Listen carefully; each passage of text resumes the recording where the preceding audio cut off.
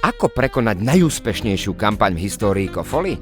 S novým hrdinom, ktorého za každým popravíte. Ale poďme pekne na začiatok. Kofola tento rok potrebovala svetu predstaviť novinku. Melónovú kofolu. Aby sme z produktu spravili hrdinu kampane, vytvorili sme pre nášho psíka nového kamaráta, pána Meflóna. Spolu s ním prežíval tu na letné dobrodružstvá, ktoré bohužiaľ pre neho nemali vždy šťastný koniec.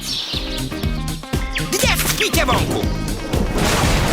Doľava alebo doprava? Hore! Potiahnite ma v túlku! Ešte vyššie?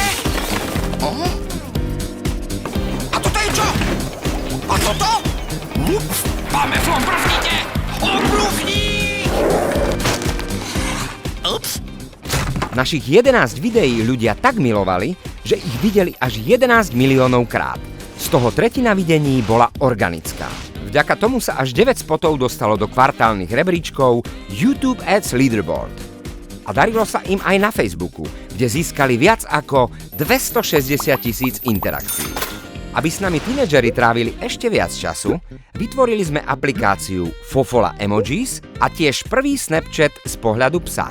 Našich 35 stories cieľovku zabávali počas celého leta, pričom dokopy mali viac ako 50 000 videní.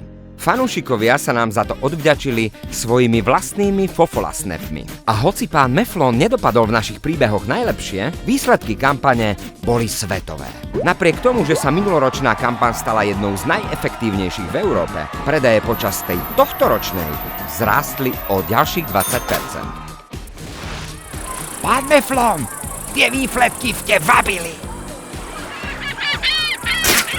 Ups. Daffy Meflón? Meflónová.